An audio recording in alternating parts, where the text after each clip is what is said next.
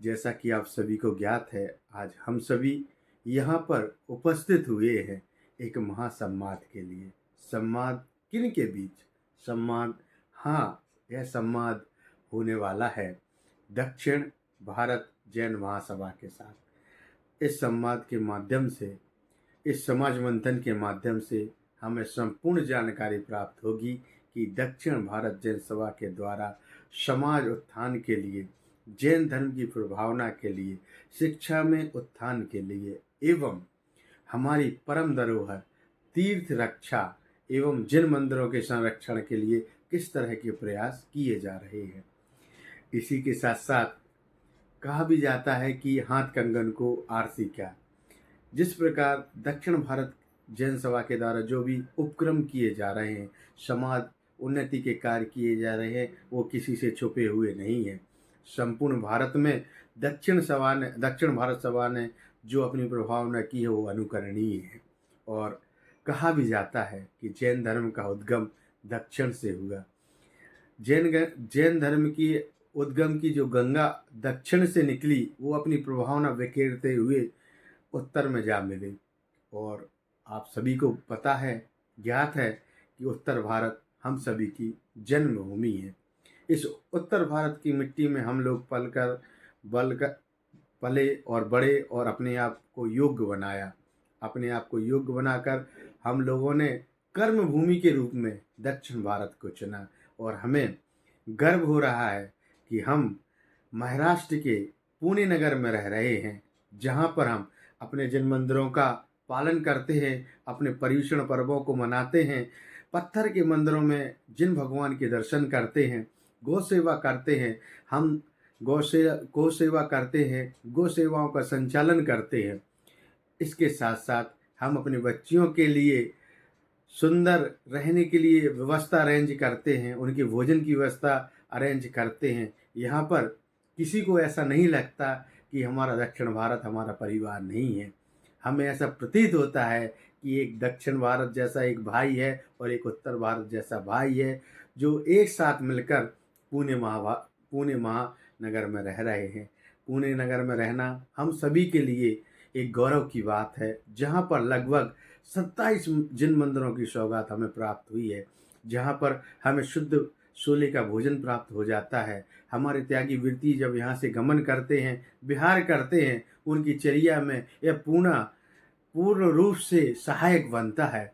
ऐसे उत्कृष्ट चर्यावान श्रावकों की चर्या, ऐसे महामुनियों की आहार चर्या कराने का सौभाग्य हमारे पुणे नगर को मिला है। और हमें कई चतुर्मास इस पुणे नगर को प्राप्त हुए हैं। ऐसी इस पुणे नगर की महिमा है। इसी के साथ साथ मैं एक अपेक्षा लेकर आप सभी के समक्ष आया हूँ। जिस प्रकार दक्षिण भारत जैन सभा के द्वारा समाज उन्नति के कार्य किए जा रहे हैं, उसी तरह उसी अपेक्षा से हम लोग एक अपेक्षा रखते हैं कि हम सभी उत्तर भारतीय जो दक्षिण भारत में एज अ परिवार इस भूमि को एज अ कर्म भूमि मानते हुए यहाँ पर रह रहे हैं, आप सभी हमें अपना मार्गदर्शन दें। और हम सभी यह चाहते हैं कि हम सभी भी आप सभी के साथ मिलकर कदम से कदम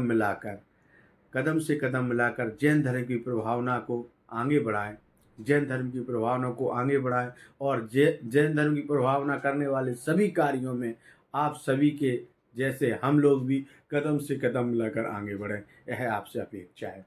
मैं आप सभी का ध्यान समाज के एक और ज्वलंत विषय पर रखना चाह रहा हूँ और मैं आप सभी के समक्ष यह चेष्टा कर रहा हूँ कि यह बात आप सभी तक पहुँचे।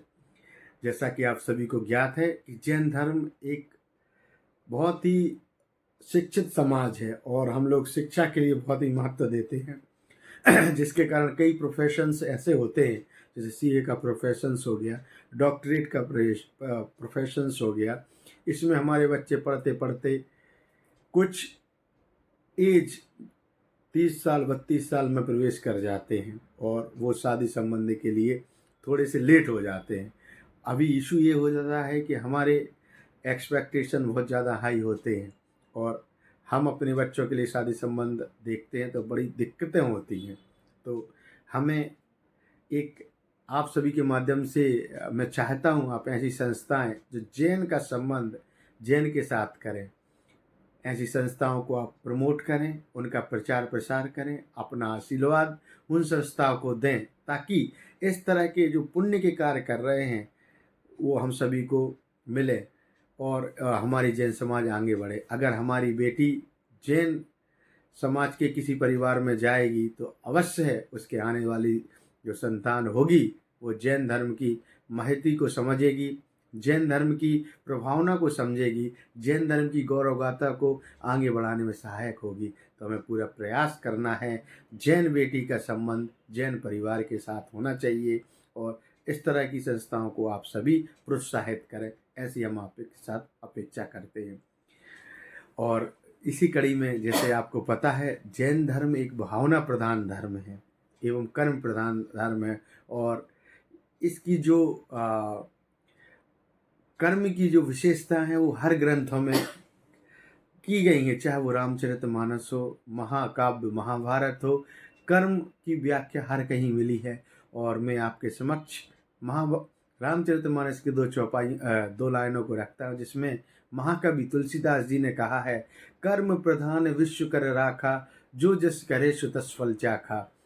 जो व्यक्ति जिस प्रकार के कर्म करेगा उसे उसके अनुरूप ही फल मिलेगा और उसे हम जैन धर्म के अनुसार पाप पुण्य की कैटेगरी में विभाजित करते हैं और उन्हीं कर्मों के माध्यम से हम अपनी सदगति का बंध करते हैं।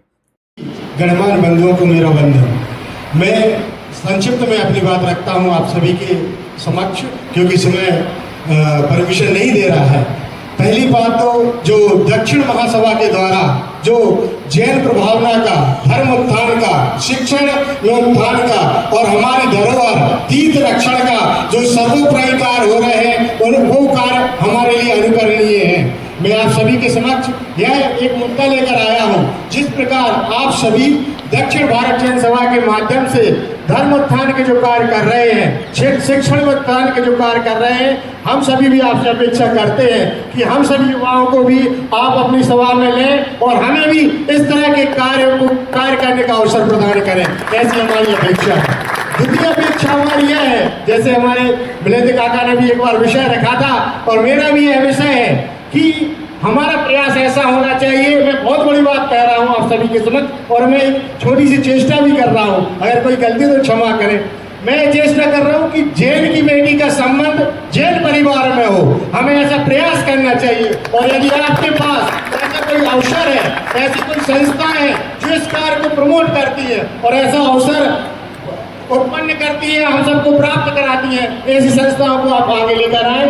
आपके कार्य सच में अनुकरणीय है। हम गौरवान्वित हैं कि हम उत्तर भारतीय हैं, लेकिन उत्तर भारतीय हमारी जन्मभूमि है, लेकिन दक्षिण भारत हमारी कर्म भूमि है। हम सभी भी आप समाज के एक भाग में आपके साथ कंधे से कंधा मिलाकर आगे बढ़ेंगे और जैन धर्म की प्रभावना में आपका तन मन धन से सहयोग करेंगे। बोले महावीर भगवान की जय। बहुत बहुत धन्यवाद सुरनाथ भाई।